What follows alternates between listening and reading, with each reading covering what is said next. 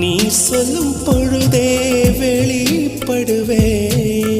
நீ வெயில் நான் குயில், உன் வருகை பார்த்துதான் நான் இசைப்பேன். நீ உடை நான் இடை, உன்னை உறங்கும் பொழுதும் நான் உடுத்திருப்பேன்.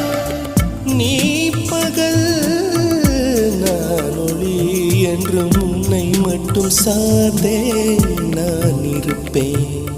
நீ காற்று நான் மரம், என்ன சொன்னாலும் தலையாட்டு.